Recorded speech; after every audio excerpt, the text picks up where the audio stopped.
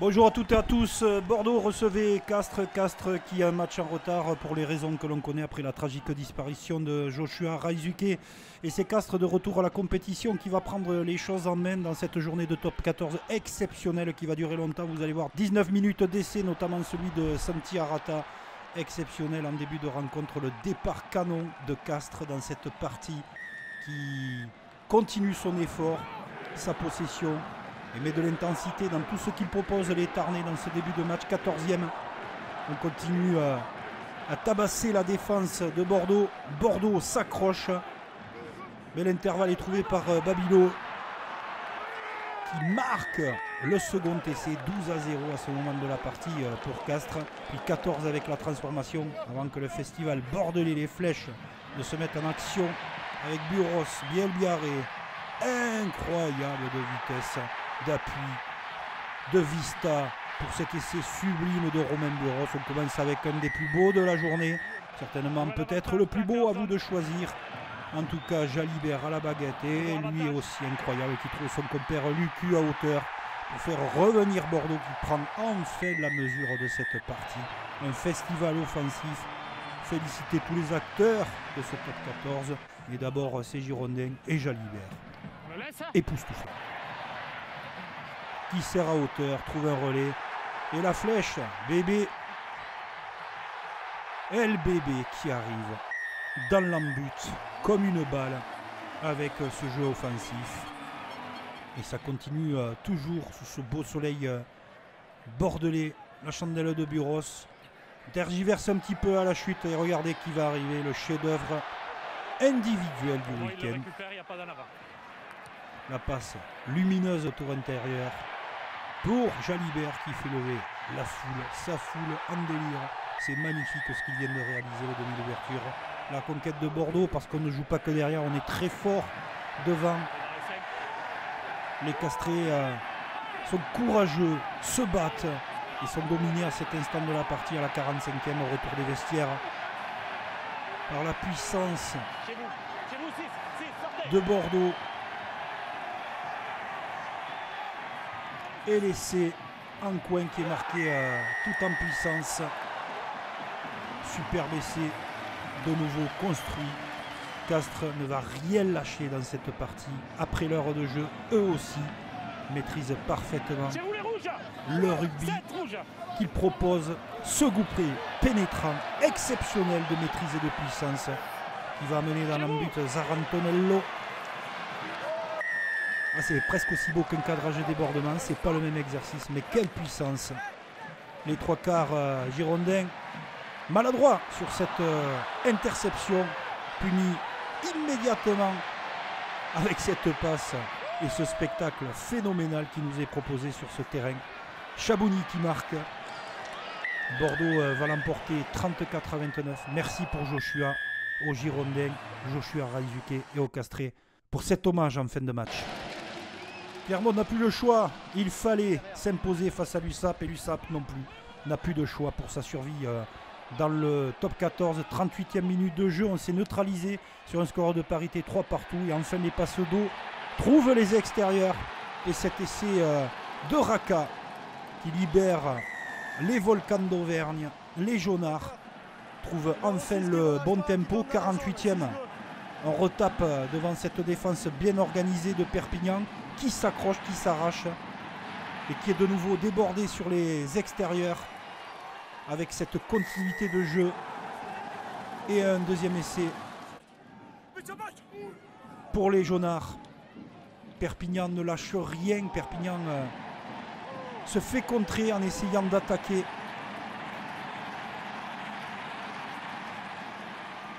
Et regardez l'arrivée et le doublé pour le joueur clermontois. Cet essai est accordé. 24-6. Perpignan va trouver la faille à force d'envoyer du jeu et du courage avec cet essai de Dubois. Bien arrivé, une belle proposition sur les extérieurs avec un petit fermé somptueux Mais Clermont ne veut rien lâcher dans ce championnat. Il va aller chercher quelque chose d'intéressant pour cette équipe qui se reconstruit petit à petit et qui arrive malgré tout à rester collé dans ses ambitions au classement. Il en faudra beaucoup plus pour aller chercher l'objectif clermontois. Mais on voit que les séquences sont intéressantes. On alterne bien. Vous voyez cette fixation. Et le centre du terrain est trouvé. Et c'est entre les Pagels. Clermont s'impose face à l'USAP. L'USAP doit vite se réveiller à domicile. Et au moins une fois à l'extérieur. Pour essayer d'assurer son maintien dans le top 14. Et de l'offensif, toujours de l'offensif et encore plus dans cet antre magnifique de Jean Daugé. Le soleil basque, le public en feu et des Bretons de Vannes qui sont venus sur le coup d'envoi pour nous montrer qu'ils ne sont pas là pour faire du tourisme. Ils vont faire une première mi-temps de toute beauté avec cette réalisation en début de match. Et de très beaux essais très bien amenés. Regardez cette passe glissée dans l'intervalle au pied pour Rayassi, qui ouvre le score pour les Bretons venus en nombre derrière les Pagels et tout autour du stade bien évidemment. Bayonne qui veut jouer un quart virtuel, c'est un barrage mais un quart à domicile. Barrage, vous l'appelez comme vous voulez, pourra compter sur son terrible serial marqueur Makala qui se joue du dernier défenseur pour ramener les Bayonnais dans cette partie. Makala éblouissant depuis le début de la saison. Bayonne s'est joué également aussi devant avec de l'impact et ses avants très conquérants, bien structurés avec les départs, et lui aussi fait beaucoup de bien à l'effectif de l'Aviron. Rodrigo Bruni, avant que Guillaume Rouette ne se saisisse du ballon, et avec l'aide de ses avants emporte tout le monde. Dans l'embut, c'est Bayonne qui repasse devant. Mais les Bretons sont courageux et comme souvent, ils débutent parfaitement leur match. Saïli trouve la brèche, se joue de 4 défenseurs et marque cet essai somptueux tout en puissance et des appuis de feu. Vannes ne lâche rien, c'est le quart d'heure breton. Regardez, un lancer en touche de nouveau. Le ballon va être tant bien que mal maîtrisé et on va vite enchaîner avec ce passage par le sol et le petit côté formidablement bien joué. On passe les bras, on retrouve Rayassi. Un coup à droite, un coup à gauche, plus personne n'y voit rien. En tout cas, lui, il est derrière l'embut. Et on l'a vu, c'est tout aussi magnifique que son premier essai. Bayonne est largement mené, plus 13. Et ça va être le moment fatal, peut-être le tournant du match. Bayonne ne lâche rien, fait l'effort nécessaire. Avec des percussions. Vannes est vaillant au possible. Il ne va pas arriver à contrer cette superbe passe. Il a manqué un peu sur la latéralité avec la résistance de Maury pour amener les Basques au score juste avant la mi-temps. Et derrière, et comme souvent malheureusement on a envie de dire pour Vannes, il va y avoir ces temps où ils vont craquer entre la 55e, la 60e, même parfois plus tard. Les extérieurs sont trouvés avec un nouvel essai de Bayonne. Ce coup-ci, c'est l'œuvre de Spring. Bayonne est passé devant d'un point, se sent en danger, alors ils vont envoyer les joueurs dans l'intervalle comme des balles. Ça va très très vite. Tibergien qui se propose. Le break est fait à ce moment de la partie. Et dans un élan de jeu, toujours Makala, insaisissable, intenable. Regardez le travail de Makala. Le renversement et le surnombre parfaitement exploité pour le doublé de Maury. Bayonne va avoir un relâchement sur la fin de la partie qui va permettre aux Bretons d'y croire jusqu'au bout avec cet essai de Kaitz qui marque le pilier droit remplaçant. Vannes va s'accrocher jusqu'à la fin de la rencontre, va avoir la balle de match, mais c'est Bayonne qui l'emporte et reste la seule équipe invaincue à domicile. Et la section paloise, toujours avec son fidèle public. Quel plaisir également de voir tous ces stades remplis à ras-bord, soit La Rochelle, Pau, sur tous les terrains de France. Et c'est un coup à toi, moi, dans cette rencontre, vous allez voir en première mi-temps, les Toulonnais ne vont voir que du vert, des verts de rage qui vont emporter tout sur leur passage avec le premier essai de Colajvili qui marque. Pau va voir sa période, la première. les Toulonnais n'y sont pas du tout. Ils se font rouler dessus par des attaques fulgurantes. Et un Gailleton exceptionnel, toujours présent lui dans l'effectif, prégnant. Très bien amené par les Palois, 20-0 pour la section. Ils se mettent à travailler devant. On est en seconde période. Toulon n'a toujours pas réagi. Toulon n'est toujours pas descendu du bus. Ça va venir, ne vous inquiétez pas. Mais d'abord, cet essai qui comptera peut-être à la fin du match. Manou qui marque 47 minutes de domination paloise. Et là, enfin, Toulon se réveille et va montrer le vrai visage des Varois. Parti un petit peu loin. Mais cette action est limpide et les extérieurs trouvés avec cet essai de Jaminet. La confiance revient dans l'effectif toulonnais. Les passes au contact, après contact s'enchaînent, les raffus. Intenable Gabin Villière. Sans casque. Mais derrière la ligne est toujours aussi efficace. Et le dernier mot va revenir à Toulon. Pour un bonus défensif mérité pour eux au vu de la seconde période et la débauche d'énergie. Dommage de s'être réveillé trop tard. Essai de Sinclair. Toulon chute à peau avec le bonus défensif.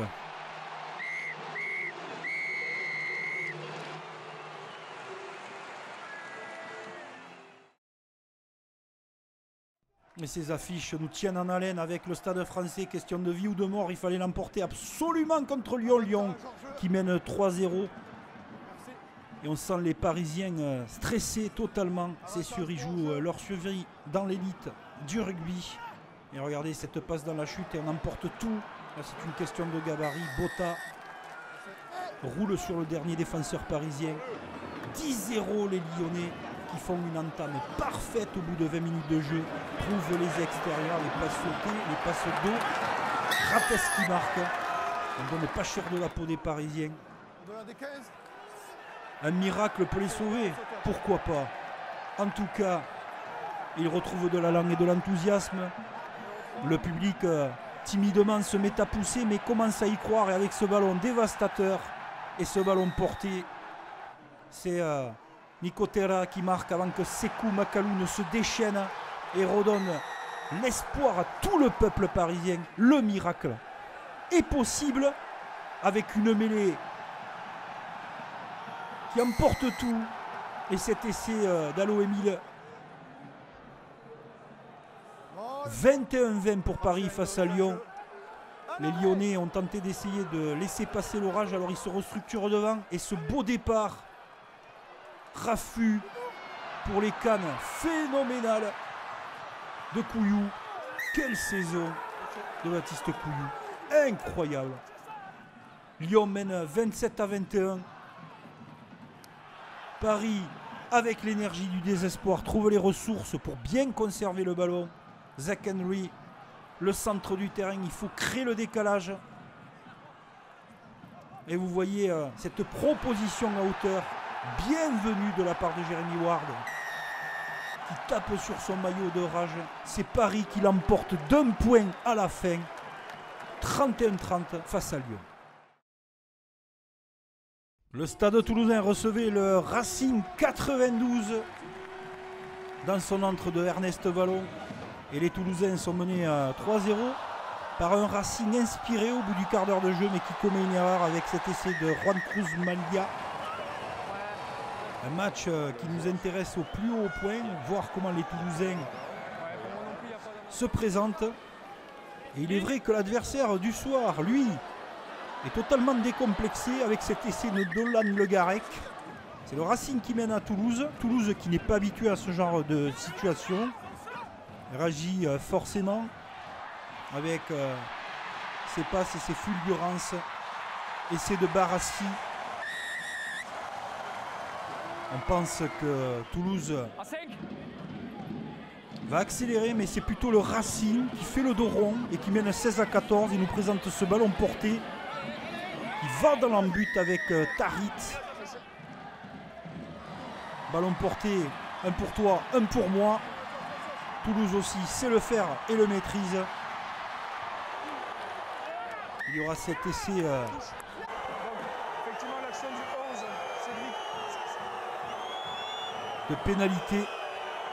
C'est pas une action de plaquage, il vient pas. Validé par monsieur l'arbitre. Le Racing mène toujours 23-21 et ne s'arrête pas en si bon chemin. Pour Gaël Ficou, l'ancien Toulousain qui marque son essai. Ernest Vallon est médusé. La prestation du Racing est très très belle. Elle est constante.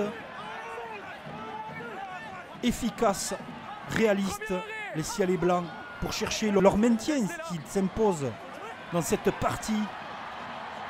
Essai de Toulouse par Jack Willis. 2 minutes de la fin du match, le Racing possède le ballon. Génial coup de pied pour Spring qui marque. Voilà un Racing qui va chercher son maintien. 80e minute.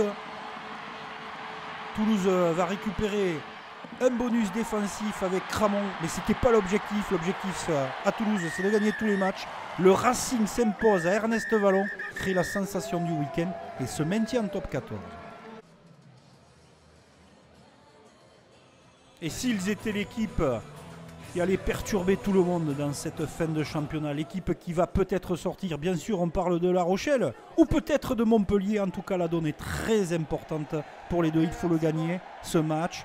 Et cette feinte de passe de colis est une merveille, une pure merveille pour retrouver Maël Mousteng à hauteur. Les Rochelais sont cueillis d'entrée dans leur entre-deux de Flandre à guichet fermé. Oui, on parle de La Rochelle de plus en plus parce que La Rochelle va retrouver son jeu, réagit rapidement. Entre-temps, Astoy a mis une pénalité. Et ce petit côté bien joué, regardez avec Delon Litz, un coup à toi à moi, avec Jack Nowell à l'origine et à la conclusion, Jack Nowell qui marque l'anglais et qui réalise une bonne saison, très présent. Montpellier attaqué de son en-but, se fait contre-requer. Et bien sûr avec ses cadres, les Skelton, Antonio, Aldrit dans une forme retrouvée. C'est pas la même équipe de La Rochelle, c'est une équipe qui est dangereuse et qui arrive surtout à fixer les Montpelliérains qui sont très denses devant. Les renversements sont rapides. La préparation est bonne sur cet avantage en cours. On voit Skelton, on pense qu'il va être servi. Regardez, il est à quelques mètres de la ligne, il est souvent inarrêtable. C'est Thierry Paiva qui s'allonge et qui s'arrache, qui fait l'effort nécessaire pour aller chercher la ligne et la terre promise. La Rochelle s'est aussi également retrouvée sur ses groupés pénétrants avec la coqueluche. Evani Botia qui marque. Montpellier explose à l'heure de jeu. Ils vont tout de même, avec ce bras cassé, jouer rapidement pour revenir dans le camp rochelais. Mais regardez le double plaquage Lavaux-Aldrit, superbement réalisé à Astoy en dribbling. Et le numéro de funambule de Delon Litz. Si La Rochelle se met à jouer correctement avec les atouts qu'ils ont à la fois offensifs et défensifs et avec un peu de chance, ça peut faire très très mal dans ce championnat. Mais bravo à Montpellier d'avoir bataillé jusqu'au bout, notamment avec ce groupé pénétrant dévastateur où il y aura un carton jaune pour Lavaux et également un essai de pénalité signalé par monsieur l'arbitre. On a empêché la progression du MOL et on est venu totalement en travers, effondrer l'édifice. Et même en infériorité numérique, Jack Nowell trouve les solutions. Regardez les efforts des joueurs, ils partent de très très loin. Le soutien est permanent et le stade peut exploser pour une victoire bonifiée. La Rochelle est de retour dans ce top 14 avec Brice Dulin et toute sa bande.